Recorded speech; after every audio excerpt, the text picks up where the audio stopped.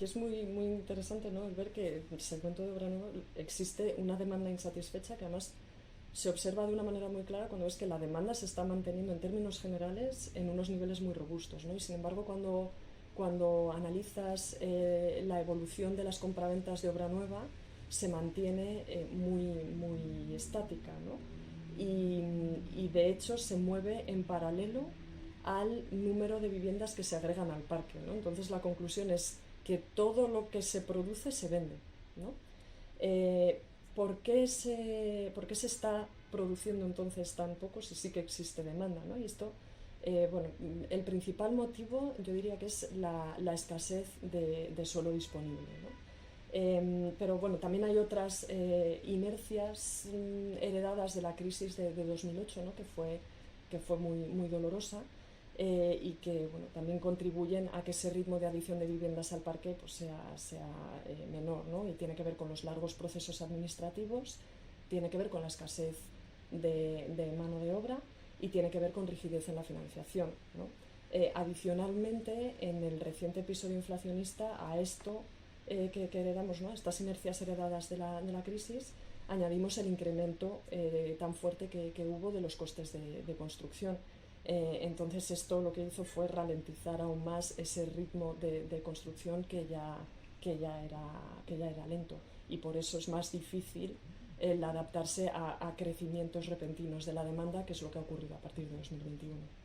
Vemos que el crecimiento es más intenso en la vivienda de obra nueva que en la de segunda mano, aunque crecen las dos, ¿no? ¿Por qué? Porque la falta de oferta afecta a los dos segmentos, ¿no? Porque por donde crece el parque residencial es por la obra nueva, y eso es lo que permite, ¿no?, que luego pues la segunda mano a lo mejor pueda ampliar un poco el margen que tiene, y bueno, pues eso no se está produciendo. Entonces, en el momento en el que hay ese problema de generación de vivienda de obra nueva, afecta a todos los segmentos, y aunque haya esos desplazamientos hacia las áreas metropolitanas, tal vez, al mismo tiempo bueno, sigue habiendo demanda en los propios polos de empleo, aunque tal vez sea de otro tipo, ¿no? Aquí entramos ya en el análisis de cuánto es vivienda de primer uso, cuánto es vivienda vacacional, alquiler turístico, etcétera, etcétera, ¿no? En términos generales, sí vemos que el precio de la obra nueva se ha situado un 44% por encima del de segunda mano, ¿vale? Y bueno, si comparamos con respecto a máximos de la burbuja, bueno, en términos nominales la obra nueva estaría ya por encima de esos máximos en un 10%, aunque aquí siempre hay que tener ese cuidado de descontar el efecto de la inflación, sobre todo por esta distorsión, ¿no?, que se ha producido por ese pico de inflación reciente, y descontando la inflación todavía no se llegaría a esos máximos, estaríamos todavía en torno a un 21% por debajo, ¿no? Pero vamos, en términos generales vemos que el crecimiento ha sido más intenso en la vivienda de obra nueva que en la segunda mano, muy relacionado con esa escasez de oferta de vivienda que ha permitido trasladar casi íntegramente la inflación en ambos segmentos, ¿no? Pero ¿qué ha ocurrido? Que en la segunda mano se trasladaba el IPC, mientras que en la vivienda nueva lo que se ha ido trasladando es el incremento de los costes de construcción, y los costes de construcción se incrementaron más que el IPC, con lo cual esto también explica el por qué ese crecimiento de la obra nueva está siendo superior. Ahora mismo está entre un 35 y un 36%. Sí, es interesante que el esfuerzo en el último trimestre, esta tasa de esfuerzo se ha reducido un poquito, lo que significa que es algo más fácil acceder a una vivienda. ¿Por qué se ha producido esta ligera moderación?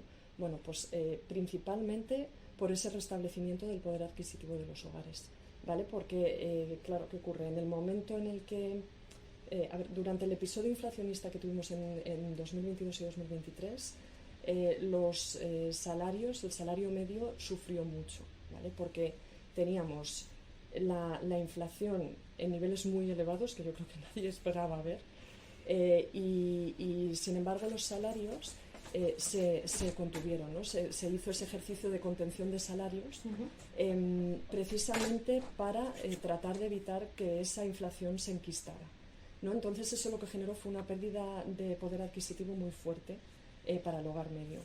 y eso no se empezó a restablecer hasta 2023, que bueno, la inflación se fue moderando, los salarios se incrementaron un poquito más que esa inflación que se moderaba, y bueno, pues ha llevado 2023 y 2024 hasta ir recuperando ese poder adquisitivo que bueno, pues hizo sufrir mucho el esfuerzo, ¿no? Porque bueno, suponía el comprar una vivienda que claro, los precios de la vivienda sí, como había mucha demanda acumulada y poca oferta, esos precios sí se actualizaban de acuerdo a la inflación.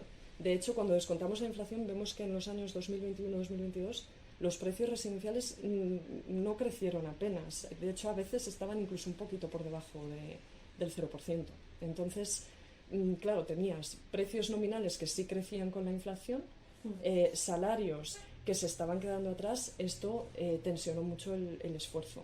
Ahora, como se ha restablecido ese poder adquisitivo y luego encima tenemos un coste hipotecario que se está moderando, pues esa tasa de esfuerzo que llegó a estar en torno a un 37% a nivel nacional, ahora está más cerca del 35%, que es lo recomendado, ¿no? Un 35% de la renta disponible. ¿Qué nos ocurre en la obra nueva? Que ese esfuerzo, como es más caro, ¿no? La vivienda de obra nueva es más cara, pues el esfuerzo es superior, ¿no? Y se está colocando en torno a un 49% de la renta disponible de los hogares, ¿vale? Recuerda que cuando hablábamos del mercado en general estaba en torno a un 35%. Bueno, obra nueva está en un 49%, casi la mitad. Entonces, ¿esto en qué deriva? En que el segmento de obra nueva al final se está destinando a unos perfiles con mayor capacidad de compra, ¿no? Como pueden ser, bueno, rentas altas, extranjeros, entidades jurídicas, etcétera, ¿no? Entonces se termina dando esta paradoja de que ha habido un incremento muy fuerte de la población, con lo cual hacen falta viviendas, hace falta construir viviendas, pero esos hogares no pueden acceder a las viviendas que se están construyendo, ¿no?